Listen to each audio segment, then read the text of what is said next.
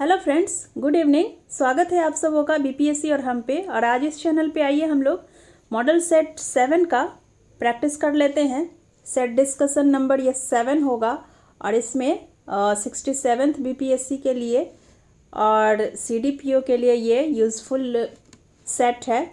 तो ध्यान से देखिएगा वीडियो और पूरा वॉच कीजिएगा। साथ ही अपने दोस्तों के साथ इस वीडियो को शेयर भी ज़रूर कीजिएगा और अपने बहुत ही मूल्यवान सब्सक्रिप्शन से मुझे मोटिवेट भी कीजिएगा। तो चलिए स्टार्ट करते हैं, ठीक है। फर्स्ट क्वेश्चन है भारतीय अर्थव्यवस्था से, जिसमें पहला ही क्वेश्चन कह रहा है हाल ही में किस अंतर्राष्ट्रीय संस्था ने कहा कि अगले 2 वर्षों में भारत सबसे तेज़ी से बढ़ने वाली अर्थव्यवस्था बन जाएगी। ठीक है, तो इसमें आंसर हो जाएगा हमारा अंतर्राष्ट्रीय मुद्रा कोष, क्योंकि अंतर्राष्ट्रीय मुद्रा कोष यानी कि बी आंसर हो जाएगा। अंतर्राष्ट्रीय मुद्रा कोष ने कहा है कि भारत अगले 2 वर्षों में सबसे तेजी से बढ़ने वाली अर्थव्यवस्था बन जाएगी। नेक्स्ट है भारतीय अर्थव्यवस्था में कृषि का विकास दर 2021-22 के लिए आंका गया है। क्या आंका गया है? तो इसमें आंसर हो जाएगा 3.4%। भारत में कृषि का विकास दर 3.4% आंका गया है। नेक्स्ट है भारत में चालू खाता अधिशेष वर्ष 2021 में सकल घरेलू उत्पाद का कितना प्रतिशत रहेगा? सकल घरेलू उत्पाद का चालू खाता अधिशेष जो है वो लगभग 2% तक रहेगा, तो 2.0%। ये सही है आंसर। भारत का चालू खाता अधिशेष जीडीपी का 2.0% रहेगा, जो कि 17 वर्षों के बाद यह अपने ऐतिहासिक उच्चतम स्तर पर है। यह भी पूछा जा सकता है कितने वर्षों पर, तो ये 17 वर्षों पर, 17 वर्षों के बाद इस तरह के उच्चतम स्कोर या फिर उच्चतम स्तर पर यह पहुंच पाया है। ठीक है, नेक्स्ट पे चलते हैं। वर्ष 2019-20 में कृषि एवं संबद्ध क्षेत्रों का देश के सकल संवर्धित मूल्य में योगदान है। कितना योगदान है? आंसर हो जाएगा बी 17.8%। वर्ष 2019-20 में कृषि एवं संबंधित क्षेत्रों का देश के कुल जीवीए में योगदान 2018-19 के 17.1% से बढ़कर 19-20 में हो गया है 17.8%। नेक्स्ट है वर्ष 2019-20 में देश का चालू खाता घाटा प्रतिशत सकल घरेलू उत्पाद का है। आंसर हो जाएगा इसमें 0.9%, यानी कि 0.9% चालू खाता घाटा जीडीपी का 0.9% है। नेक्स्ट है सिल्वीकल्चर संबंधित है। सिल्वीकल्चर किससे संबंधित है? आंसर हो जाएगा सिल्वीकल्चर जो है वनों के संरक्षण एवं संवर्धन से संबंधित है। भारत निर्यात आयात बैंक किस पंचवर्षीय काल में स्थापित हुई? भारत आयात निर्यात बैंक आंसर हो जाएगा 6ठी पंचवर्षीय योजना काल में स्थापित हुई और इसका वर्ष जो है भारत आयात निर्यात बैंक की स्थापना का 1 जनवरी 1982, अर्थात 1 जनवरी 1982 में भारत आयात निर्यात बैंक की स्थापना हुई थी। आगे चलते हैं। अन्य मुद्रा की तुलना में स्वदेशी मूल्य का घटना कहलाता है। क्या कहलाता है? तो आंसर हो जाएगा कि अवमूल्यन। अन्य मुद्राओं की तुलना में अगर हमारे अपने देश की मुद्रा का मूल्य अगर घटाई जाती है तो उसका अवमूल्यन कहलाता है। अवमूल्यन शब्द का अर्थ है अन्य मुद्रा की तुलना में स्वदेशी मुद्रा अर्थात अपने देश की मुद्रा का मूल्य घटाना। नेक्स्ट पे चलते हैं। प्रत्येक पूर्ति अपनी मांग स्वयं उत्पन्न करती है। यह नियम किसका है? यह नियम है, मार्शल ने नियम दिया था कि प्रत्येक पूर्ति अपनी मांग स्वयं उत्पन्न करती है। ठीक है, नेक्स्ट पे चलते हैं। एलजी कंपनी मुख्यतः है। एलजी कंपनी किस देश की कंपनी है? आंसर हो जाएगा इसका दक्षिण कोरिया। ये दक्षिण कोरिया से आई है एलजी कंपनी, जिसका अर्थ है लाइफ्स गुड्स। ठीक है, तो दक्षिण कोरिया की यह कंपनी है। नेक्स्ट है निम्न में से किस पंचवर्षीय योजना अवधि का प्राप्त विकास दर लक्ष्य प्राप्ति से कम रहा? किस पंचवर्षीय योजना अवधि का प्राप्त विकास दर लक्ष्य प्राप्ति से कम रहा? आंसर हो जाएगा द्वितीय पंचवर्षीय योजना यानी कि डी। द्वितीय पंचवर्षीय योजना का प्राप्त विकास दर 4.2%। ठीक है, 4.2% था। ठीक है, यह प्राप्त विकास दर था, जबकि लक्ष्य था 4.5%। लक्ष्य निर्धारित किया गया था 4.5%, लेकिन हमें हासिल हुआ 4.2%। ठीक है, तो इसी प्रकार से ऑप्शन में ये सातवीं पंचवर्षीय योजना का जो है, सातवीं पंचवर्षीय योजना का 6.0 है, जबकि इसका लक्ष्य जो था वह था 5.0। ठीक है, और प्रथम पंचवर्षीय योजना की अगर बात करें तो इसमें प्राप्त विकास दर 3.6% रहा, जबकि इसका लक्ष्य जो था वो 2.1% था। ठीक है, इसी तरह से आठवीं का है 6.7% प्राप्ति हुई, जबकि इसका लक्ष्य जो था आठवीं पंचवर्षीय योजना का वह था 5.6%। तो इस तरह से देख रहे हैं कि सबका जो जितना लक्ष्य था उससे ज़्यादा की प्राप्ति हुई, लेकिन द्वितीय पंचवर्षीय योजना एकमात्र ऐसी पंचवर्षीय योजना रही जिसकी प्राप्ति जो है लक्ष्य से काफ़ी कम रही। नेक्स्ट पे चलते हैं, सामान्य ट्यूबलाइट में कौन सी गैस होती है? सामान्य ट्यूबलाइट में आर्गन के साथ मरकरी वेपर भरी रहती है, अर्थात ट्यूब के भीतर अक्रिय गैस जैसे कि आर्गन को पारे की वाष्प के साथ भर दिया जाता है। वेपर इट मीन्स वाष्प, भाप। इन विटामिनों में से किस में कोबाल्ट होता है? कोबाल्ट किस में होता है? कोबाल्ट होता है विटामिन B12 में, तो आंसर हो जाएगा 13 का बी। इसीलिए विटामिन B12 को कोबालामिन भी कहा जाता है। यह एक ऐसा इकलौता विटामिन है जिसमें कोबाल्ट धातु पाया जाता है। शरीर के स्वास्थ्य और संतुलित कार्य प्रणाली के लिए यह बहुत ही आवश्यक विटामिन है। नेक्स्ट पे चलते हैं, अग्निशमन में कौन सी गैस काम में आती है? अग्निशमन में कार्बन डाइऑक्साइड गैस का प्रयोग किया जाता है, जो कि यह आग को बुझाने में काफ़ी उपयोगी साबित होती है। ठीक है, नेक्स्ट है, ऑटोमोबाइल इंजनों में प्रतिहीम के रूप में निम्नलिखित में से किस एक का प्रयोग किया जाता है? तो इसमें आंसर हो जाएगा एथिलीन ग्लाइकोल। ठीक है, एथिलीन ग्लाइकोल। एथिलीन ग्लाइकोल एक कार्बनिक यौगिक है जो कि मोटर गाड़ियों में प्रतिहीमकारी अर्थात एंटी फ्रीज के रूप में उपयोग में आता है। ठीक है, यह बहुलकों का पूर्व रूप होता है। आगे है, सहज प्रणाली का परिवर्धन निम्नलिखित में से कौन सा है? सहज प्रणाली का परिवर्धन आंसर हो जाएगा प्रणाली की स्वपोषी क्रिया है। ठीक है, सहज प्रणाली का परिवर्धन प्रणाली की स्वपोषी प्रक्रिया है। नेक्स्ट है क्वेश्चन नंबर 17 कह रहा है, जेनेटिक्स निम्न में से किसका अध्ययन है? जेनेटिक्स जो है यह आनुवंशिकता और विचरण का अध्ययन है। आंसर हो जाएगा डी। इस जेनेटिक्स के अंतर्गत आनुवंशिकता यानी कि हेरेडिटी तथा जीवों की विभिन्नताओं का अध्ययन किया जाता है। ठीक है, आगे है, मेंडल का आनुवंशिकता का सिद्धांत किस पर आधारित है? मेंडल का आनुवंशिकता का सिद्धांत जो है वह लैंगिक जनन पर आधारित है। आगे है, यदि किसी ऐनक के लेंसों की शक्ति +2 डायोप्टर हो तो इसकी फोकस दूरी होगी। तो इसकी फोकस दूरी जो है यह 50 सेंटीमीटर हो जाएगी। आंसर हो जाएगा सी, 50 सेंटीमीटर। यदि लेंसों की शक्ति +2 डायोप्टर है तो इसकी फोकस दूरी 50 सेंटीमीटर। 100 वाट का बिजली का बल्ब यदि 10 घंटे बिजली का खर्च करेगा तो इसमें आंसर हो जाएगा 1 इकाई। यानी कि 100 वाट का बिजली का बल्ब यदि 10 घंटे जलता है तो खर्च होगा 0 से 1 इकाई। ठीक है, नेक्स्ट है, भारी पानी वह पानी होता है, मतलब कि भारी पानी, इसमें कौन सा आंसर हो जाएगा? तो भारी पानी में हाइड्रोजन का स्थान आइसोटोप ले लेता है, तो इस कारण वह भारी हो जाता है, इसमें झाग नहीं बनती है। ड्यूटेरियम जो है हाइड्रोजन का समस्थानिक अर्थात आइसोटोप होता है, जिसके कारण भारी पानी में हाइड्रोजन ड्यूटेरियम के रूप में प्रतिस्थापित हो जाता है।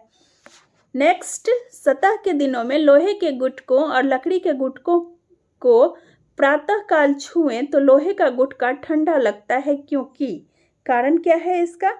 तो इसका कारण यह है कि लकड़ी की तुलना में लोहा ऊष्मा का अच्छा चालक है। ठीक है, लकड़ी की तुलना में लोहा ऊष्मा का अच्छा चालक है। आगे है, लैंगिक जनन से आनुवंशिक विचरण कैसे होता है? लैंगिक जनन से आनुवंशिक विचरण जो है यह जीन के मिश्रण यानी कि शफलिंग से होता है। ठीक है, नेक्स्ट पे चलते हैं 24। बिल तथा मेलिंडा गेट्स फाउंडेशन द्वारा स्थापित भारत के लिए कार्यक्रम आवाहन किसके प्रतिरोध के लिए कार्यरत है? आवाहन प्रोग्राम जो है bill and Melinda Gates foundation ने एड्स के लिए शुरू किया हुआ है। नेक्स्ट है 5G स्पेक्ट्रम में जी अक्षर किस शब्द के लिए प्रयुक्त है? जी अक्षर जनरेशन के लिए प्रयुक्त होता है, यानी कि ये 5th जनरेशन इसमें आंसर हो जाएगा। नेक्स्ट है क्वेश्चन नंबर 26। कंप्यूटर का सबसे महत्वपूर्ण भाग है। कंप्यूटर का सबसे महत्वपूर्ण भाग जो है वह CPU होता है। ठीक है, CPU यानी कि सेंट्रल प्रोसेसिंग यूनिट। यदि किसी उभयलिंगी पुष्प है, पुमंग और जायंग अलग अलग समय पर परिपक्व होते हैं तो इस तथ्य को कहते हैं, इस तथ्य को क्या कहते हैं? आंसर हो जाएगा भिन्न काल पक्वता अर्थात अलग अलग काल में परिपक्व होना।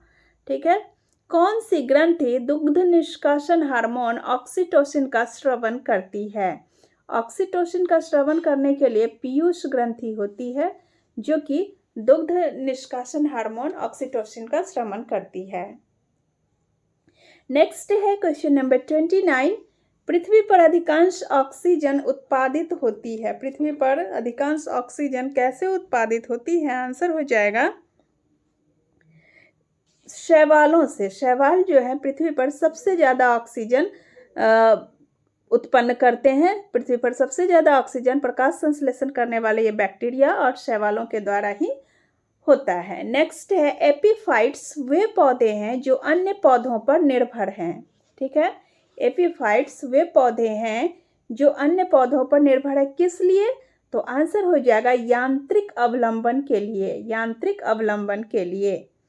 आगे है विविध से मिसलेनियस से है question number 31। Hindustan aeronautics limited कहाँ स्थित है? हिंदुस्तान एरोनॉटिक्स लिमिटेड बेंगलुरु में स्थित है। इसकी स्थापना 1964 में हुई थी, 1964 में हुई थी। यहाँ मिग, चेतक हेलीकॉप्टर और उससे संबंधित हवाई इंजनों का निर्माण होता है। आगे है ललित कला अकादमी की स्थापना हुई। ललित कला अकादमी की स्थापना कब हुई? आंसर हो जाएगा 1954 में। 1954 में ललित कला अकादमी की स्थापना हुई। विरूपाक्ष मंदिर स्थित है। विरूपाक्ष मंदिर कहाँ स्थित है? यह हम्पी में स्थित है। हम्पी कहाँ है? हम्पी है कर्नाटका में। ठीक है, कर्नाटक में विरूपाक्ष मंदिर स्थित है। आगे चलेंगे, केंद्रीय भवन निर्माण अनुसंधान संस्थान कहाँ स्थित है? केंद्रीय भवन निर्माण अनुसंधान संस्थान रुड़की में है। और यह रुड़की कहाँ है? यह रुड़की जो है उत्तराखंड में है, सॉरी उत्तरांचल में है, उत्तरांचल। ठीक है, उत्तरांचल में। ठीक है, रुड़की कहाँ है? उत्तरांचल में। केंद्रीय भवन निर्माण अनुसंधान संस्थान उत्तरांचल में स्थित है। आगे चलते हैं, विश्व एड्स दिवस मनाया जाता है। विश्व एड्स दिवस कब मनाया जाता है? आंसर हो जाएगा 1 दिसंबर। 1 दिसंबर को विश्व एड्स दिवस मनाया जाता है। आगे है क्वेश्चन नंबर 36। कब तक पुकारूं पुस्तक के रचयिता हैं? कब तक पुकारूं पुस्तक के रचयिता हैं डॉक्टर राघे राघव। डॉक्टर राघे राघव ने कब तक पुकारूं पुस्तक की रचना की है? अंतर्राष्ट्रीय वित्त निगम का मुख्यालय है। अंतर्राष्ट्रीय वित्त निगम का मुख्यालय वाशिंगटन डीसी में स्थित है। रविंद्रनाथ टैगोर को साहित्य का नोबेल पुरस्कार कब मिला? तो रविंद्रनाथ टैगोर को साहित्य का नोबेल पुरस्कार जो है वह मिला था 1913 में। 1913 में रविंद्रनाथ टैगोर को साहित्य का नोबेल पुरस्कार मिला था। स्वतंत्र भारत के प्रथम वित्त मंत्री, स्वतंत्र भारत के प्रथम वित्त मंत्री जो है यह आर.के. सॉरी बोलने में थोड़ा सा हो जाता है नाम, थोड़ा सा R K. Shanmugam Shetty. R K. Shanmukh Shetty. Okay, R K. Shanmukh Shetty. Next है स्वाधीन देश के रूप में ब्रुनेई का उदय हुआ। स्वाधीन देश के रूप में ब्रुनेई का उदय हुआ था 1984 ईस्वी में। 1984 में ब्रुनेई का उदय हुआ था। ब्रुनेई का 1 जनवरी 1984 में उदय हुआ था। नेक्स्ट है क्वेश्चन नंबर 41, अंतर्राष्ट्रीय नागरिक उड्डयन संगठन का मुख्यालय है। अंतर्राष्ट्रीय नागरिक उड्डयन संगठन का मुख्यालय कहाँ है? तो आंसर हो जाएगा इसका मॉन्ट्रियल में। मॉन्ट्रियल में अंतर्राष्ट्रीय नागरिक उड्डयन संगठन का मुख्यालय है। अगला क्वेश्चन है भारतीय इतिहास एवं संस्कृति से एक उत्कृष्ट जल प्रबंधन व्यवस्था का साक्ष्य कहाँ प्राप्त हुआ है? तो एक उत्कृष्ट जल प्रबंधन व्यवस्था का साक्ष्य धौलावीरा से प्राप्त हुआ है। धौलावीरा में बांध बना करके जल को नियंत्रित किया जाता था। आगे है वस्त्रों के लिए कपास की खेती का प्रारंभ सबसे पहले कहाँ हुआ? वस्त्रों के लिए कपास की खेती का प्रारंभ सबसे पहले भारत में हुआ था। भारत के मोहनजोदड़ो से कपास के सूत की प्राप्ति हुई थी और इसी आधार पर ऐसा अनुमान किया जाता है कि वस्त्र के लिए कपास की खेती का प्रारंभ सबसे पहले भारतीय उपमहाद्वीप में ही शुरू हुआ था। आगे है कलिंग युद्ध की विजय तथा क्षतियों का वर्णन अशोक के किस शिलालेख में है? कलिंग युद्ध का वर्णन जो है शिलालेख नंबर 13 में है, अर्थात 13वें शिलालेख में कलिंग युद्ध के बारे में वर्णन है और साथ ही अशोक के हृदय परिवर्तन तथा पड़ोसी राजाओं का भी वर्णन है।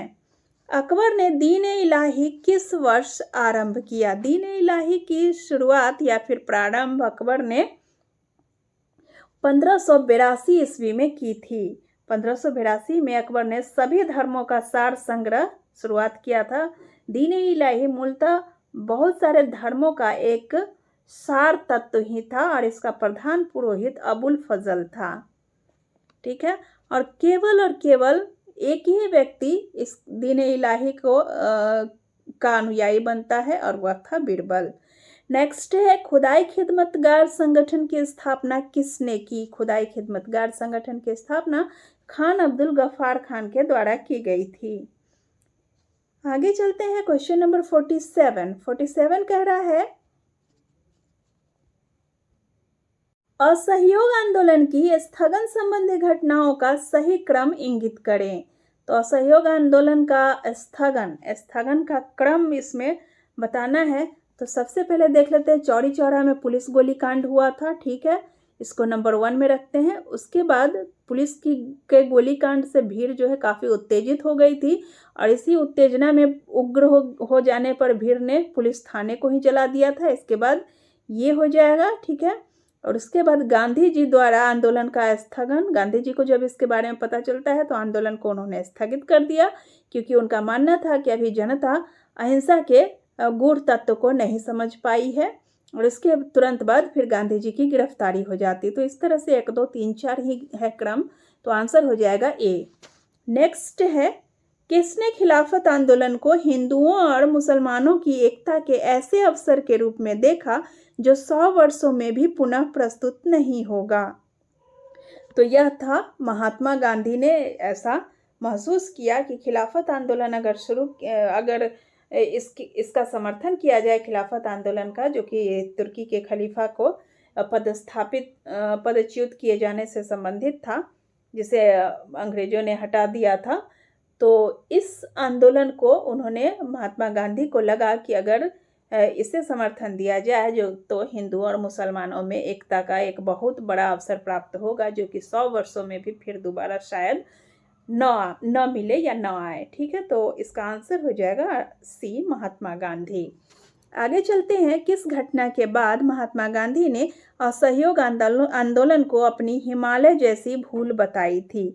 तो इसका आंसर हो जाएगा चौरी चौरा। चौरी चौरा की घटना के बाद महात्मा गांधी ने असहयोग आंदोलन को अपनी हिमालय जैसी भूल बताई थी। ठीक है, आगे चलते हैं, क्वेश्चन नंबर है 50।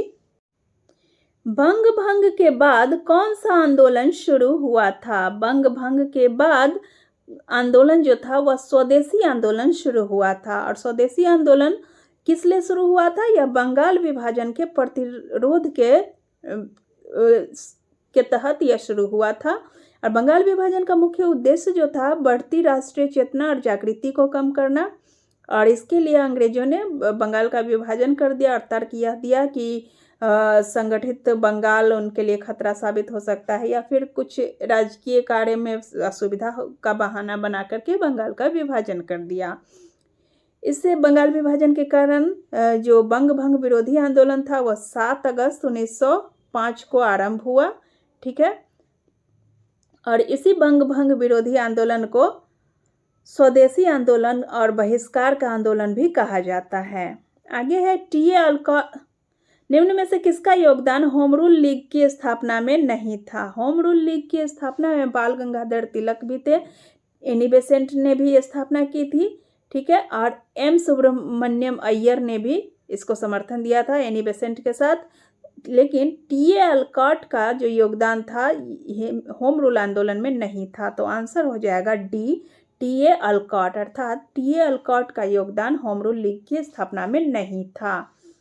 आगे चलेंगे, क्वेश्चन नंबर 52 है, निम्नलिखित वर्गों में कौन सन 1905 के स्वदेशी आंदोलन से मुख्यतः अप्रभावित रहा? तो इसमें स्वदेशी आंदोलन जो कि 1905 में शुरू हुआ था उससे अप्रभावित कौन कौन से वर्ग रहे थे? आंसर हो जाएगा कृषक इससे पूरी तरह से अछूते रहे थे, और मुसलमानों ने भी इसका बिल्कुल भी समर्थन नहीं किया था। लेकिन महिलाएं बढ़ चढ़ कर हिस्सा ली थी और बुद्धिजीवियों ने भी इसे पूरा समर्थन दिया था।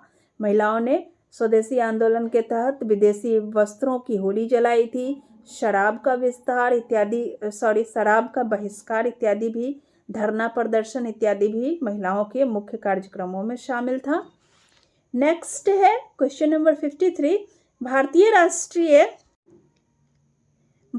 राष्ट्रीय कांग्रेस की प्रथम महिला अध्यक्षा का नाम बताएं। भारतीय राष्ट्रीय कांग्रेस की पहली जो महिला अध्यक्ष थी वह श्रीमती एनी बेसेंट थी। आंसर डी हो जाएगा। इसने 1917 के कलकत्ता अधिवेशन की अध्यक्षता की थी। किस वर्ष हिंदुस्तान रिपब्लिक एसोसिएशन की स्थापना हुई? हिंदुस्तान रिपब्लिक एसोसिएशन की स्थापना 1924 में होती है। ठीक है, अक्टूबर 1924 में, और जिसकी स्थापना में भारतीय स्वतंत्रता संग्राम के क्रांतिकारी रामप्रसाद बिस्मिल, योगेश चंद्र चटर्जी, चंद्रशेखर आजाद और सचिंद्र सान्याल आदि ने की थी। और इसकी स्थापना मेनली कानपुर में हुई थी। ठीक है, कानपुर में। आगे चलते हैं, क्वेश्चन नंबर है 55 कह रहा तुजुके बाबरी किस भाषा में लिखा गया था? तुजुके बाबरी बाबर की आत्मकथा थी जो कि स्वयं बाबर ने ही लिखा था, और यह चगताई तुर्क भाषा में लिखी गई थी। आंसर सी हो जाएगा, तुर्की। तुर्की में भी काफ़ी आद्य भाषा अर्थात बहुत ही प्राचीन भाषा थी। तुर्की की भी कभी एकदम प्रोटो फॉर्म था, तो उसे चगताई तुर्क कहा जाता था। तो चगताई तुर्क में लिखा था बाबर ने अपनी आत्मकथा। तो आंसर हो जाएगा तुजुके बाबरी तुर्की भाषा में लिखा गया था। नेक्स्ट है, हल्दी घाटी के युद्ध में महाराणा प्रताप की सेना के सेनापति कौन थे? महाराणा प्रताप के जो सेनापति थे वह हकीम खान थे। ठीक है, हल्दी घाटी का युद्ध 18 जून 1576 को अकबर और महाराणा प्रताप के बीच हुआ था, जिसमें मुगल सेना का नेतृत्व राजा मान सिंह और महाराणा प्रताप के सेना का नेतृत्व हकीम खां सूर ने किया था। नेक्स्ट है, शिवाजी की राजधानी कहाँ थी? शिवाजी की राजधानी रायगढ़ में थी। ठीक है, रायगढ़ में। नेक्स्ट है, किस साल रेगुलेटिंग एक्ट पारित किया गया था? रेगुलेटिंग एक्ट पारित किया गया था 1773 ईस्वी में। संवैधानिक विकास में, भारत के संवैधानिक विकास में रेगुलेटिंग एक्ट एक महत्वपूर्ण भूमिका निभाता है, अर्थात एक महत्वपूर्ण चरण है इसका। इसमें कंपनी के शासन के लिए पहली बार एक लिखित संविधान प्रस्तुत किया गया था। आगे है, किस एक्ट के द्वारा कलकत्ता में सुप्रीम कोर्ट की स्थापना की गई? कलकत्ता में सुप्रीम कोर्ट की स्थापना की गई थी रेगुलेटिंग एक्ट के द्वारा, और यह रेगुलेटिंग एक्ट 1773। ठीक है, इसमें एलिजा इम्प्रे जो थी प्रथम मुख्य न्यायाधीश बनी थी। एलिजा इम्प्रे, यह भी पूछ देता है तो इसको ध्यान में रखिएगा। एलिजा इम्प्रे यह एक अंग्रेज महिला थी, वह प्रथम मुख्य न्यायाधीश बनी थी कलकत्ता सुप्रीम कोर्ट में। नेक्स्ट है, किस चार्टर एक्ट के द्वारा भारत में ईसाई धर्म प्रचारकों को धर्म प्रचार की अनुमति दी गई? तो आंसर हो जाएगा 1813 का चार्टर एक्ट। 1813 के चार्टर एक्ट के तहत विभिन्न ईसाई धर्म प्रचारकों को भारत में ईसाई धर्म के प्रचार की अनुमति दे दी गई थी। आगे है क्वेश्चन नंबर 61। गोपाल कृष्ण गोखले ने कांग्रेस के किस अधिवेशन की अध्यक्षता की? तो गोपाल कृष्ण गोखले ने कांग्रेस के 1905 में जो वाराणसी में हुआ था यह अधिवेशन, तो 1905 के अधिवेशन वाराणसी की अध्यक्षता की थी। भारतीयों द्वारा अंग्रेजी भाषा में प्रकाशित प्रथम समाचार पत्र था। कौन सा समाचार पत्र था? आंसर हो जाएगा हिंदू पैट्रियट। हिंदू पैट्रियट एक ऐसा पहला समाचार पत्र था जो कि भारतीयों द्वारा प्रकाशित था अंग्रेजी में। ठीक है, इस मिसाल में हम मुसलमानों को हिंदुओं से भिड़ा नहीं पाए। इस मिसाल में हम मुसलमानों को हिंदुओं से भिड़ा नहीं पाए। निम्नलिखित में से कौन सी घटना से एचिंसन के इस कथन का संबंध है? आंसर हो जाएगा खिलाफत और असहयोग आंदोलन। यह कथन एचिंसन कहता है खिलाफत और असहयोग आंदोलन के दौरान, क्योंकि उसने यह देखा कि हिंदू और मुसलमान आपसी एकता का बहुत ही अच्छा उदाहरण प्रस्तुत कर रहे थे। नेक्स्ट है, किस अधिनियम द्वारा ब्रिटिश सरकार ने ईस्ट इंडिया कंपनी का चाय और चीनी के साथ व्यापार का एकाधिकार समाप्त किया? तो व्यापार का एकाधिकार जो कि चाय और चीनी पर था, उस एकाधिकार को ब्रिटिश सरकार ने ईस्ट इंडिया कंपनी के एकाधिकार को ब्रिटिश सरकार ने समाप्त किया था 1833 के चार्टर एक्ट के द्वारा।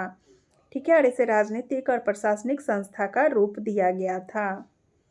आगे चलते हैं, क्वेश्चन नंबर है 65। यहाँ भारत में एक क्रांति होने जा रही है। यहाँ भारत में एक क्रांति होने जा रही है और हमें जल्दी से चले जाना चाहिए। यह किसने कहा? तो यह कहा था सर स्टैफर्ड क्रिप्स ने। स्टैफर्ड क्रिप्स ने कहा कि भारत में एक क्रांति होने जा रही है और हमें जल्दी से जल्दी यहाँ से चले जाना चाहिए। बेगम हजरत महल ने कहाँ 1857 के विद्रोह में नेतृत्व किया? तो बेगम हजरत महल जो है लखनऊ से विद्रोह का नेतृत्व कर रही थी, जिसे मार्च 1858 में कैंपबेल ने दबा दिया था। आगे है, अब आगे का क्वेश्चन भूगोल से है। किस ग्रह के वायुमंडल में कार्बन डाइऑक्साइड की मात्रा 90 से 95% है? 90 से 95% कार्बन डाइऑक्साइड वाला ग्रह जो है वह है शुक्र ग्रह। शुक्र ग्रह के वायुमंडल में कार्बन डाइऑक्साइड की काफ़ी अधिक मात्रा है, लगभग 90 to 95%। भारत का लौह अयस्क भंडार निम्नलिखित में से किस शैल समूह से संबंधित है? ठीक है, तो शैल समूह की लौह अयस्क की अगर बात करें तो आंसर हो जाएगा धारवाड़। वहीं अगर कोयला शैल समूह पूछे कोयला के लिए तो गोंडवाना हो जाएगा, लेकिन यहाँ पे पूछा जा रहा है लौह अयस्क, तो लौह अयस्क की अत्यधिक सांद्रता धारवाड़ के शैल समूहों में स्थित है। नेक्स्ट है क्वेश्चन नंबर 69। तातीपाका तेल शोधनशाला अवस्थित है। तातीपाका को तेल शोधनशाला कहाँ स्थित है? आंसर हो जाएगा आंध्र प्रदेश। आंध्र प्रदेश के पूर्वी गोदावरी जिले रजोल मंडल में तातीपाका स्थित है और यहीं पर एक तेल शोधनशाला स्थित है। भारत का सबसे बड़ा रबर उत्पादक राज्य, भारत का सबसे ज़्यादा रबर उत्पादन करता है केरल। ठीक है, आगे चलते हैं, क्वेश्चन नंबर 71। आम्र वर्षा है मैंगो शावर। मैंगो शावर क्या है? तो आम्र वर्षा जो है यह बिहार और बंगाल में मार्च और अप्रैल में एक वर्षा होती है। जो कि आम्र वर्षा कहलाती है, और यह मानसून से पहले की वर्षा होती है, लगभग अप्रैल एवं मई माह के बीच, और यह आमों के लिए बहुत ही ज़्यादा लाभदायक विनाशकारी होती है, आमों के लिए होती है। आगे है, कृषि में युग्म पैदावार का आशय डैश को उगाने से है। ठीक है, डैश को उगाने से है। क्या भरेंगे इस डैश में? आंसर इसमें हो जाएगा एक ही साथ दो फसल। युग्म पैदावार, युग्म का अर्थ ही होता है जोड़ा, तो जोड़ा अर्थात दो, तो दो फसल एक साथ उगाने को ही युग्म पैदावार कहा जाता है। आगे है, भारत का पहला पनबिजली शक्ति केंद्र आरंभ हुआ। भारत का पहला पनबिजली शक्ति केंद्र आरंभ हुआ था शिव समुद्रम में। ठीक है, शिव समुद्रम जो है कावेरी नदी पर स्थित है। कावेरी नदी पर स्थित है शिव समुद्रम जलप्रपात, जो कि 1902 ईस्वी में यह स्थापित किया गया था। शिव समुद्रम कब स्थापित किया गया था? 1902 ईस्वी में। आगे है क्वेश्चन नंबर 74। किसी स्थान का मानक समय निर्धारित करने का आधार होता है। क्या आधार होता है किसी भी स्थान का मानक समय निर्धारित करने का? तो इसमें मानक समय देशांतर रेखा से निर्धारित होता है, और 0 डिग्री देशांतर रेखा को विश्व मानक समय माना गया है। आंसर हो जाएगा ए, देशांतर रेखा, जिसमें 0 डिग्री देशांतर रेखा विश्व मानक समय माना गया है। नेक्स्ट है माउंट एटना है। माउंट एटना क्या है? तो माउंट एटना जो है यह एक ज्वालामुखी है। ठीक है, सक्रिय ज्वालामुखी है यह माउंट एटना, जो कि इटली के सिसिली नामक स्थान पर पाया जाता है। इटली के सिसिली नामक स्थान पर यह माउंट एटना पाया जाता है। यह एक सक्रिय ज्वालामुखी है।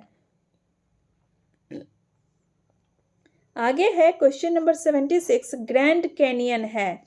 ग्रैंड कैनियन क्या है? आंसर हो जाएगा ए, खड्ड। कैनियन का अर्थ होता है गड्ढे या खड्ड। ठीक है, और ग्रैंड का अर्थ होता है बड़ा, तो ग्रैंड कैनियन का अर्थ हो जाएगा एक बड़ा खड्ड। ठीक है,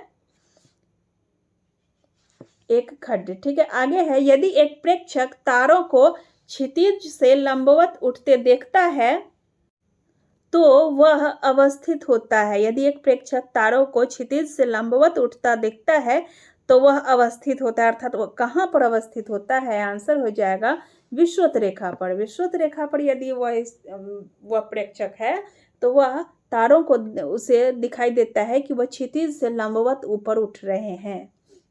महाविस्फोट सिद्धांत संबंधित है। महाविस्फोट सिद्धांत जो है यह किससे संबंधित है? आंसर हो जाएगा महाविस्फोट सिद्धांत जो है ब्रह्मांड की उत्पत्ति से संबंधित है।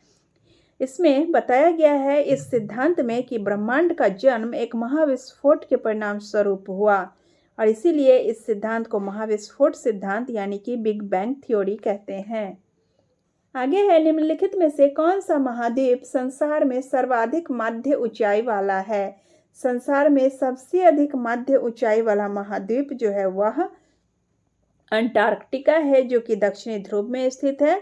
अंटार्कटिका सभी महाद्वीपों में सर्वाधिक मध्य ऊंचाई वाला महाद्वीप है। दुनिया का सबसे सक्रिय ज्वालामुखी कौन है? दुनिया का सबसे सक्रिय ज्वालामुखी जो है यह किलायू है। ए, किलायू। यूएसए के हवाई द्वीप में यह स्थित है किलायू, जो कि दुनिया का सबसे सक्रिय ज्वालामुखी है। अब आते हैं बिहार स्पेशल में। बिहार स्पेशल से पहला क्वेश्चन है, यानी कि इस वीडियो का क्वेश्चन नंबर 81। हाल ही में राज्य भर में खुले में शौच जाने से रोकने के लिए कौन सा अभियान शुरू किया जाएगा? तो इसमें अभियान जो शुरू किया जाएगा वह स्वच्छ गांव हमारा गौरव अभियान। स्वच्छ गांव हमारा गौरव अभियान। नेक्स्ट है क्वेश्चन नंबर 82। बिहार दिवस 2021 की थीम थी। बिहार दिवस जो कि 2021 में मनाई गई बिहार दिवस की थीम थी जल जीवन हरियाली अभियान। जल जीवन हरियाली। आगे चलते हैं, क्वेश्चन नंबर 93 है, कलिंग नरेश 83 हो जाएगा। बिहार का पहला पोर्टेबल आंगनबाड़ी केंद्र का उद्घाटन हुआ। पोर्टेबल आंगनबाड़ी केंद्र का उद्घाटन जो है यह मुजफ्फरपुर में शुरुआत हुआ है, बिहार का पहला पोर्टेबल आंगनबाड़ी केंद्र। नेक्स्ट है, देश का प्रथम म्यूजियम बिनाले का आयोजन कहाँ हुआ। पहला म्यूजियम बिनाले का आयोजन जो कि न सिर्फ जो कि बिहार का है बल्कि यह देश का भी पहला म्यूजियम है बिनाले का, तो यह है बिहार में स्थित है। आगे है, बिहार का गया एयरपोर्ट ग्राहक संतुष्टि सर्वे सूचकांक 2020 में पूरे भारत में किस स्थान पर रहा है। पूरे भारत में बिहार का गया एयरपोर्ट जो है ग्राहक संतुष्टि सर्वे सूचकांक 2020 में तीसरे स्थान पर रहा है, तो आंसर हो जाएगा ए, तीसरा। ठीक है। बिहार विधानसभा चुनाव 2020 में कुल मतदाताओं की संख्या थी। इसमें कुल मतदाता बिहार विधानसभा चुनाव 2020 में लगभग 73, 64, 60। ठीक है, यानी कि इसको ध्यान में रखना है, 73, 64, 76, 60। ठीक है, 73, 64, 76, 60 यानी कि 7,36,47,660 कुल मतदाता बिहार में। नेक्स्ट है, बिहार में गंगा का मैदान उत्तर में नेपाल और दक्षिण में समुच्च रेखा से आबद्ध छोटा नागपुर पठार तक विस्तृत है। ठीक है, तो छोटा नागपुर पठार तक विस्तृत है, तो इसका मतलब कि लंबाई बताना है, तो इसमें लंबाई इसका हो जाएगा 150 मीटर। बिहार में गंगा का मैदान उत्तर में नेपाल और दक्षिण में समुच्च रेखा से आबद्ध छोटा नागपुर पठार तक 150 मीटर तक विस्तृत है। आगे है, बिहार में सर्वाधिक जनसंख्या घनत्व किस जिले की है। सबसे ज़्यादा जनसंख्या घनत्व की अगर बात करें तो बिहार में शिवहर की जनसंख्या घनत्व सबसे अधिक है, यानी कि प्रति व्यक्ति शिवहर में 1882 लोग बसते हैं। नेक्स्ट है, क्वेश्चन नंबर 89, भारत की कुल जनसंख्या में बिहार की जनसंख्या का कितना प्रतिशत है। तो आंसर हो जाएगा 8.60। भारत की कुल जनसंख्या में बिहार की जनसंख्या का प्रतिशत 8.60 है। 15वें वित्त आयोग की अंतिम रिपोर्ट द्वारा केंद्रीय करों की निवल प्राप्तियों का कितना प्रतिशत हिस्सा राज्य को देने की अनुशंसा है। तो इसमें राज्य को देने की अनुशंसा है 41%। ठीक है, 15वें वित्त आयोग में जो अंतिम रिपोर्ट दी गई है 15वें वित्त आयोग की, उसके अनुसार निवल प्राप्तियों का लगभग 41% राज्य को दिए जाने की सिफारिश की गई है। क्वेश्चन नंबर 91 पे चलते हैं। बिहार में विद्युत की कुल उत्पादन क्षमता का कितना प्रतिशत अंश कोयला आधारित बिजली संयंत्रों की थी। तो इसमें कोयला आधारित संयंत्रों का अंश था 78.3%। 78.3%। आगे है, मुंगेर को अपनी राजधानी बनाने वाला पाल शासक था। मुंगेर को अपनी राजधानी बनाने वाला पाल शासक देवपाल था। नेक्स्ट है, क्वेश्चन नंबर 93, कलिंग नरेश खारवेल कहाँ से कीमती उपहार प्राप्त किया था। कलिंग नरेश खारवेल ने कीमती उपहार जो है वह प्राप्त किया था। आंसर हो जाएगा ए, अंग और मगध से। अंग और मगध से कलिंग नरेश खारवेल को कीमती उपहार प्राप्त हुए थे, और ये उपहार क्या क्या थे। यह जिन की प्रतिमा थी और पद चिन्ह थे। बिहार राज्य का बिहार नाम किस काल में पड़ा। बिहार राज्य का नाम बिहार तुगलक काल में पड़ा है। ठीक है, क्योंकि तुगलक काल में बौद्ध विहारों की संख्या सर्वाधिक थी, अतः तुर्कों ने अर्थात तुगलक शासकों ने इसे विहारों का प्रदेश कहा। बिरसा मुंडा के गुरु कौन थे। बिरसा मुंडा के गुरु थे आनंद पांडे। आनंद पांडे बिरसा मुंडा के गुरु थे। 1908 के बिहार प्रादेशिक बिहार प्रादेशिक सम्मेलन में पृथक बिहार प्रांत के गठन का प्रस्ताव किसने रखा था? पृथक बिहार प्रांत के गठन का प्रस्ताव रखा था फखरुद्दीन ने। फखरुद्दीन ने। आगे है, भारतीय राष्ट्रीय कांग्रेस का 1912 में अधिवेशन कहाँ हुआ था? भारतीय राष्ट्रीय कांग्रेस का 1912 में अधिवेशन हुआ था बांकीपुर में, और बांकीपुर कहाँ है? पटना में। नेक्स्ट क्वेश्चन पे चलते हैं। नेक्स्ट है क्वेश्चन नंबर 98 है, असहयोग आंदोलन के दौरान प्रिंस ऑफ वेल्स की पटना यात्रा कब हुई? प्रिंस ऑफ वेल्स की पटना यात्रा हुई थी 22 से 23 दिसंबर 1921 में। यहाँ पे सारे ऑप्शंस में 2021 लिखा हुआ है, इसलिए 1921 करना पड़ा। तो 22 से 23 दिसंबर 1921 में प्रिंस ऑफ वेल्स पटना यात्रा किए थे। नेक्स्ट है, जगत नारायण लाल को किस जेल में भेजा गया? जगत नारायण लाल को भेजा गया था बांकीपुर जेल में। बांकीपुर जेल में। नेक्स्ट है, बिहार में 2 अप्रैल 1946 को किसके नेतृत्व में कांग्रेस ने अपना मंत्रिमंडल बनाया? 2 अप्रैल 1946 को कांग्रेस का मंत्रिमंडल श्री कृष्ण सिंह के नेतृत्व में बना था। आगे है, रेगुलेटिंग एक्ट के प्रावधानों के तहत बिहार के लिए एक प्रांतीय सभा की स्थापना हुई। बिहार के लिए एक प्रांतीय सभा की स्थापना 1774 ईस्वी में हुई थी, रेगुलेटिंग एक्ट के प्रावधानों के तहत। नेक्स्ट है, बिहार प्रांतीय प्रोविंशियल किसान सभा के प्रथम अध्यक्ष थे। बिहार प्रांतीय प्रोविंशियल किसान सभा के प्रथम अध्यक्ष स्वामी सहजानंद थे। ये और श्री कृष्ण सिंह जो थे इनके सचिव थे। बाबू श्री कृष्ण सिंह इनके सचिव थे। नेक्स्ट पे चलते हैं। क्वेश्चन नंबर 103 है, 9 से 10 अप्रैल 1939 को अखिल भारतीय किसान सम्मेलन का वार्षिक अधिवेशन किया गया था। 9 से 10 अप्रैल 1939 को अखिल भारतीय किसान सम्मेलन का वार्षिक अधिवेशन गया में किया गया था। ठीक है, और इसके अध्यक्ष थे नरेंद्र देव। नरेंद्र देव। नेक्स्ट है क्वेश्चन नंबर 1103, गणित से है ये। 1470 रुपये को एबीसी में इस प्रकार वितरित किया जाता है कि प्रत्येक भाग में से 50 रुपये कम कर देने पर इनके भागों का अनुपात 1:3:2 रह जाता है। सी द्वारा प्राप्त धन कितना है? सी द्वारा प्राप्त धन है 490 रुपये। नेक्स्ट है, एक लड़का 4 किलोमीटर घंटा की गति से चले तो वह 9 मिनट देरी से स्कूल पहुंचता है। यदि वह 5 किलोमीटर घंटा की गति से चले तो 9 मिनट जल्दी पहुंच जाता है। उसके स्कूल तक की दूरी है, तो उसके स्कूल तक की दूरी जो है वह 6 किलोमीटर है। कैलकुलेशन करने पर आएगा, कैलकुलेट कीजिएगा वीडियो रोक के। नेक्स्ट है,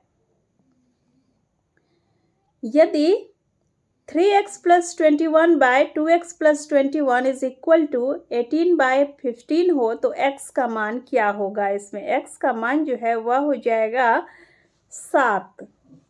नेक्स्ट है, पिता की वर्तमान आयु पुत्र की आयु की 3 गुनी है। 10 वर्ष बाद पिता की आयु पुत्र की आयु की 2 गुनी हो जाएगी। तो वर्तमान में पुत्र तथा पिता की आयु क्या है?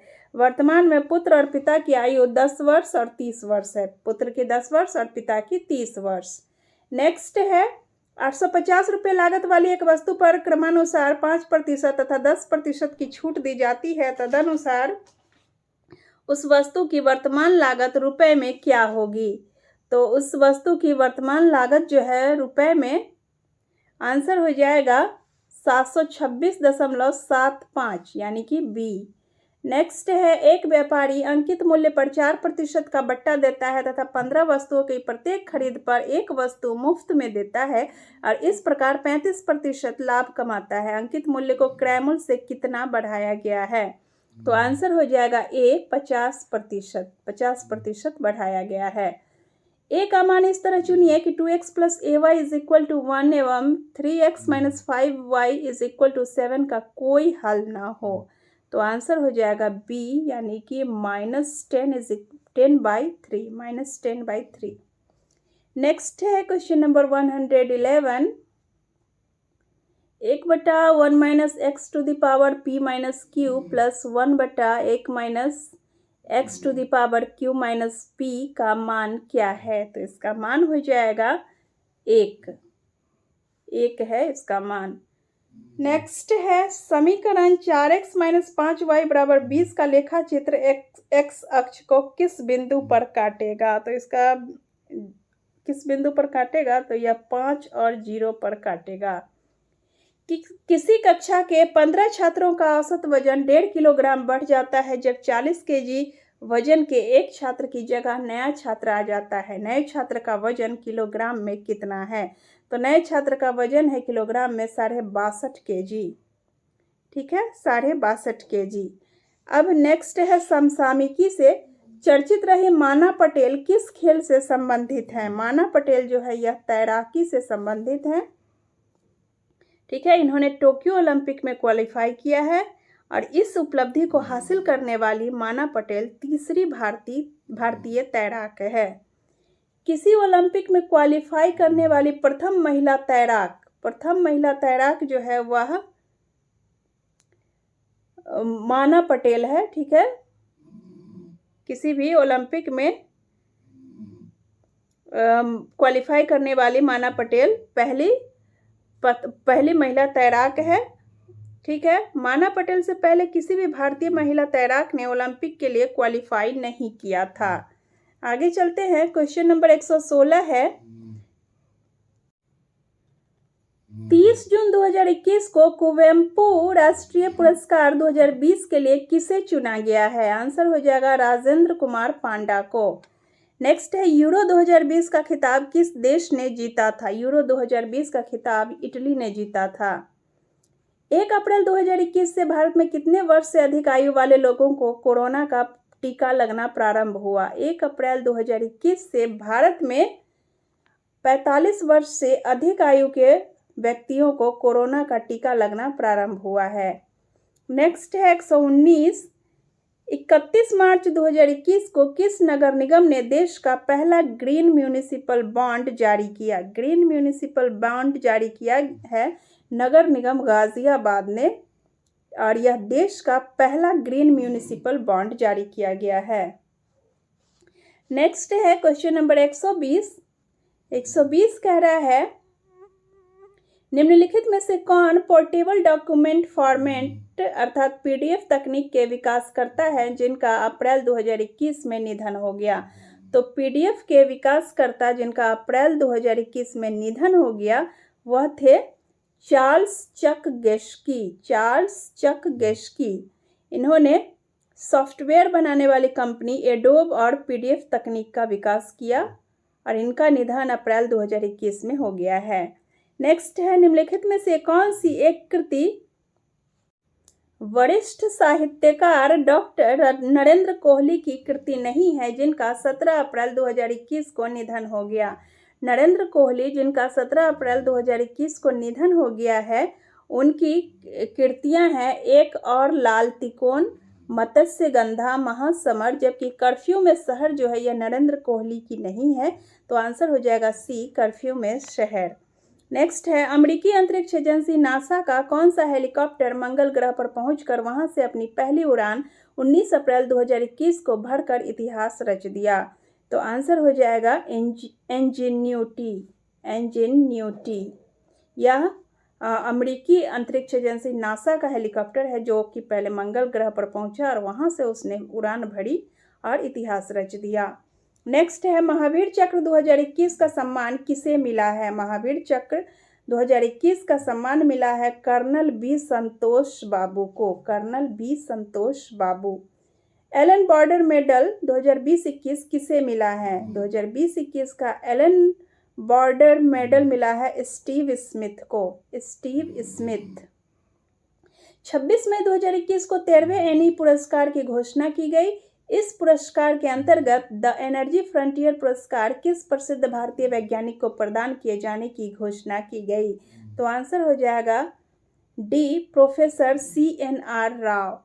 ठीक है, प्रोफेसर CNR राव ये प्रसिद्ध भारतीय वैज्ञानिक हैं। इन्हें 13वां एनी पुरस्कार दिए जाने की घोषणा की की गई। इसके अंतर्गत द एनर्जी फ्रंटियर पुरस्कार दिया गया है। नेक्स्ट है, मई 2021 में किसने डबलिन लिटरेरी अवार्ड 2021 जीता? डबलिन लिटरेरी अवार्ड 2021 यह जीता है वालेरिया लुइसेरी ने। वालेरिया लुइसेरी को नोवेल लास्ट चिल्ड्रन आर्काइव के लिए यह पुरस्कार दिया गया है, डबलिन लिटरेरी अवार्ड। नेक्स्ट है, मई 2021 से भारतीय मूल की किस महिला ने 15वां शेख जायद बुक अवार्ड जीता? 15वां शेख जायद बुक अवार्ड जीता है डॉक्टर ताहिरा कुतुबुद्दीन ने। डॉक्टर ताहिरा कुतुबुद्दीन ने 15वां शेख जायद बुक अवार्ड जीता है। आगे है, 18 जून 2021 को प्रधानमंत्री नरेंद्र मोदी ने कोविड-19 अग्रिम पंक्ति के कार्मिकों के लिए विशेष क्रैश कोर्स कार्यक्रम लॉन्च किया। 2-3 माह में इस पहल के तहत लगभग कितने अग्रिम पंक्ति के कर्मियों को प्रशिक्षित किया जाएगा? तो इसका आंसर हो जाएगा, इसका आंसर 128 का 1 लाख व्यक्तियों को प्रशिक्षित किया जाएगा। इस योजना से लगभग 63 यह कार्यक्रम जो है ये 26 राज्यों के 111 केंद्रों में चलाया जाएगा। आगे है, 17 जून 2021 को पश्चिम बंगाल की मुख्यमंत्री ममता बनर्जी ने किसानों के लिए एक वित्तीय योजना कृषक बंधु के संशोधित संस्करण की शुरुआत की।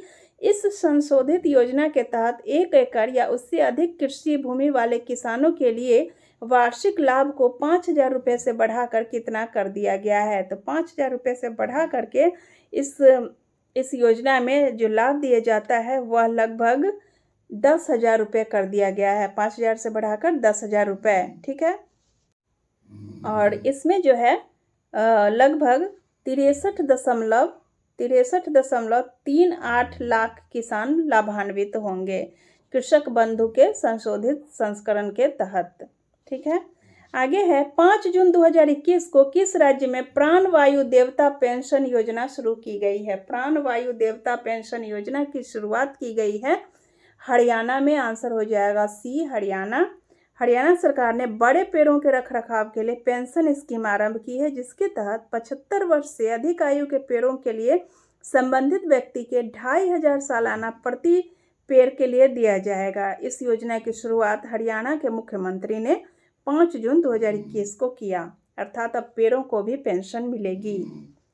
नेक्स्ट है, 4 जून 2021 को किस राज्य अथवा केंद्र शासित प्रदेश में छात्रों के लिए यून टैब योजना शुरू की गई है?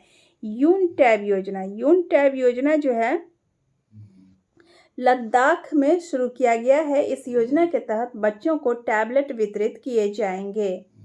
आगे है, जून 2021 में विश्व बैंक के कार्यकारी निदेशक मंडल ने कोविड-19 संकट से प्रभावित भारत के सूक्ष्म, लघु और मध्यम उद्यम MSME क्षेत्र को पुनर्जीवित करने हेतु दूसरी बार कितनी राशि के सहायता कार्यक्रम को मंजूरी दी है? तो यह आंसर हो जाएगा $500 मिलियन।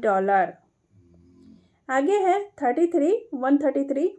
8 जून 2021 को नीति आयोग और पिरामल फाउंडेशन द्वारा कितने आकांक्षी जिलों में सुरक्षित हम सुरक्षित तुम अभियान की शुरुआत की गई है? सुरक्षित हम सुरक्षित तुम अभियान की शुरुआत लगभग 112 जिलों में की गई है, और यह शुरुआत की गई है नीति आयोग और पिरामल फाउंडेशन के द्वारा संयुक्त रूप से। गुजरात के सौराष्ट्र स्थित सोमनाथ मंदिर प्रबंधन देखने वाले सोमनाथ मंदिर ट्रस्ट का अध्यक्ष किसे चुना गया था? तो इस सोमनाथ मंदिर ट्रस्ट का अध्यक्ष चुना गया था प्रधानमंत्री श्री नरेंद्र मोदी को, और 18 जनवरी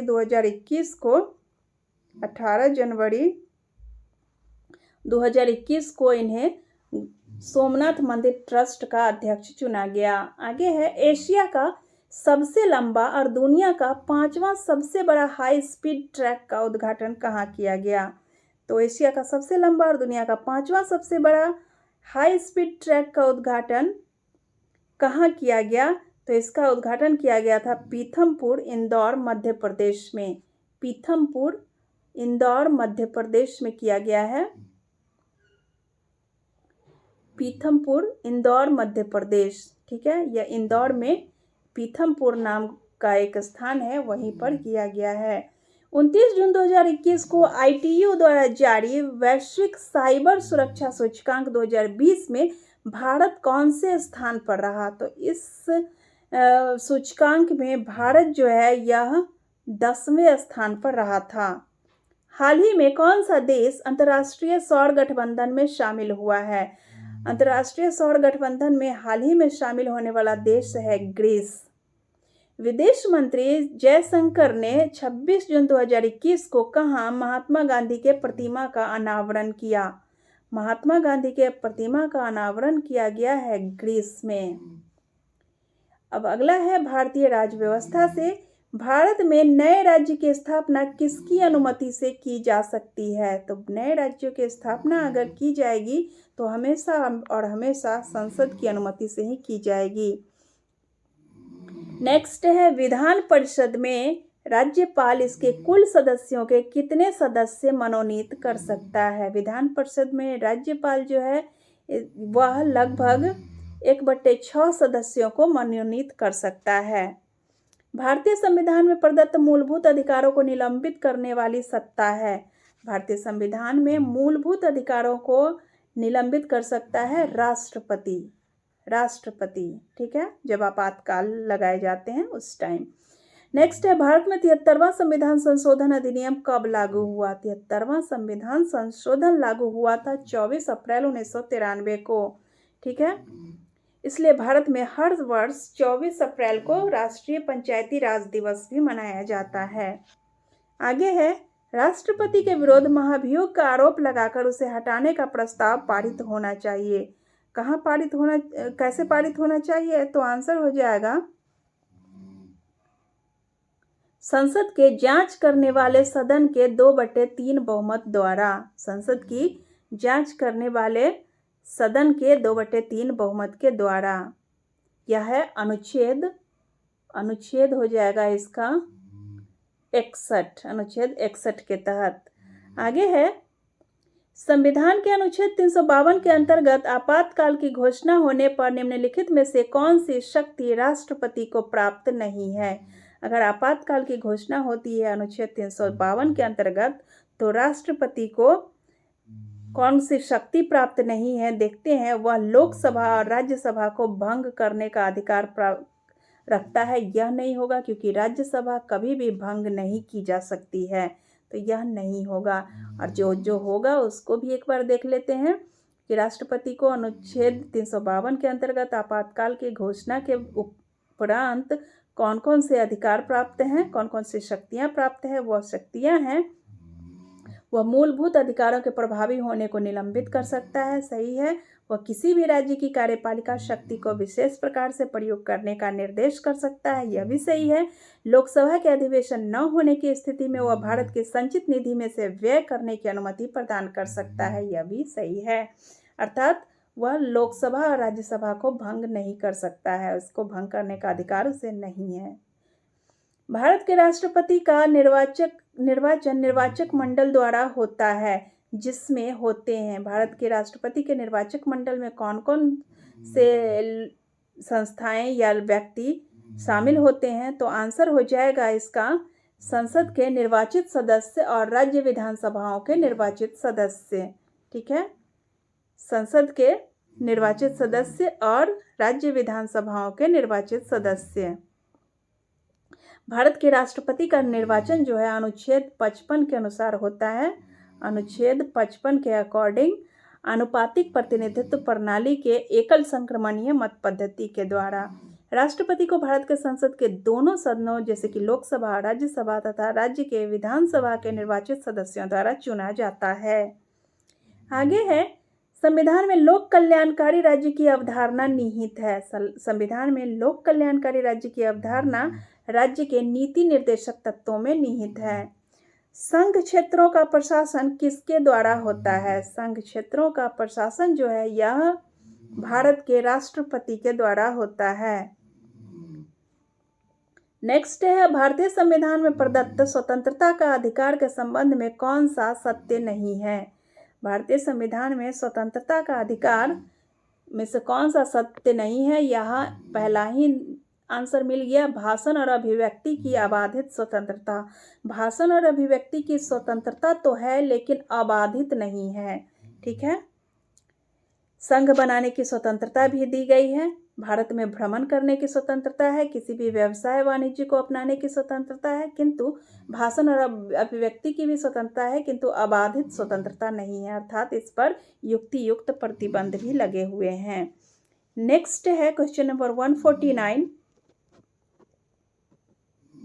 संघीय मंत्रिपरिषद उत्तरदायी है। संघीय मंत्रिपरिषद किसके लिए उत्तरदायी है? आंसर हो जाएगा लोकसभा के प्रति। संघीय मंत्रिपरिषद जो है वह लोकसभा के प्रति उत्तरदायी है। नेक्स्ट है जम्मू कश्मीर का संविधान कब लागू हुआ था? जम्मू कश्मीर का संविधान जो है 17 नवंबर 1957 को लागू हुआ था। तो 17 नवंबर 1957 को यह अंगीकार किया गया और 26 जनवरी 1957 को यह प्रभाव में आया, तो लागू हुआ था। ठीक है, आंसर हो जाएगा सी। इस तरह से समाप्त होता है ये वीडियो। नेक्स्ट वीडियो में फिर आपसे मुलाकात होगी। तब तक आप लोग देखते रहिए बीपीएससी और हमको, और अपने दोस्तों के साथ इस वीडियो को शेयर करते रहिए। धन्यवाद।